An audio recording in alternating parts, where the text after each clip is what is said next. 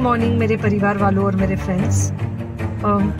बहुत सारे डॉक्टर्स की तरह मैं भी बहुत परेशान हूँ, इसलिए मुझे लगा कि शायद मैं आपको अगर कुछ चीज़ें बताना चाहती हूँ और मैं शायद अगर ये बताऊँगी और अगर आप लोग सेफ रहोगे तो I might be at more piece.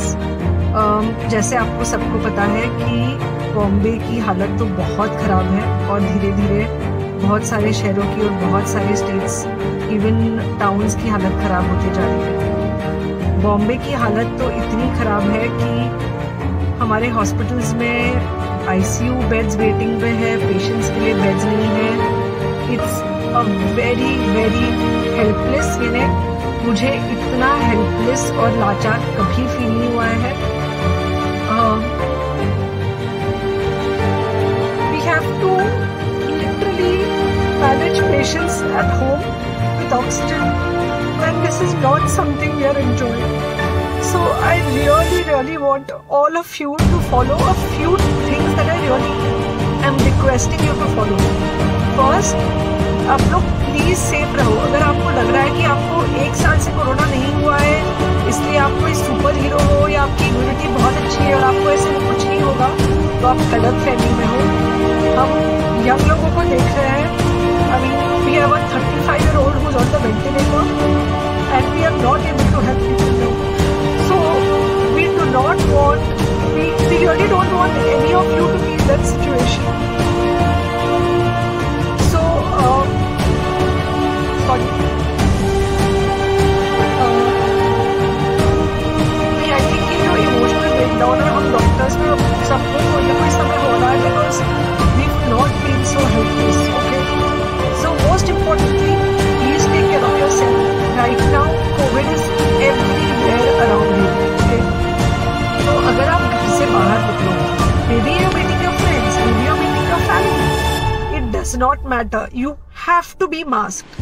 Okay? Just because आपको अभी 1 साल से कोरोना नहीं हुआ है या आपको पिछले साल कोरोना होकर जा चुका है, इसका मतलब ये नहीं है कि आपको वापस कोरोना नहीं हो सकता। You can still get COVID. तो please keep your self very well masked at all times. अगर आप घर से बाहर निकल रहे हो तो घर के बाहर निकलो, मास्क होना चाहिए। मास्क सिर्फ इधर नहीं, मास्क पूरा नाक से पूरा यहाँ तक होना चाहिए। दूसरी बात, अगर आपको कुछ होता है, अगर आपको बुखार आता है या कुछ होता है, पैनिक मत होइए। Do not get unneeded investigations done.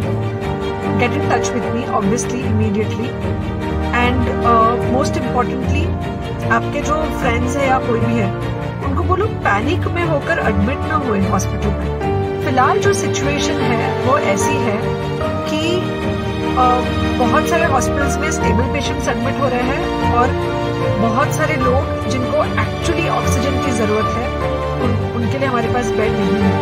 In fact हम लोग घर में लोगों को ऑक्सीजन देके मैनेज करने की कोशिश कर रहे हैं और ये हमने पहले कभी नहीं किया है कि हम इतने सारे लोगों के लिए बेड ढूंढ रहे हैं, इतने सारे लोगों को घर में मैनेज करने की कोशिश कर रहे हैं। So please leave beds for people who actually need it, who have pneumonia, who need oxygen and who will need to be under very close medical care.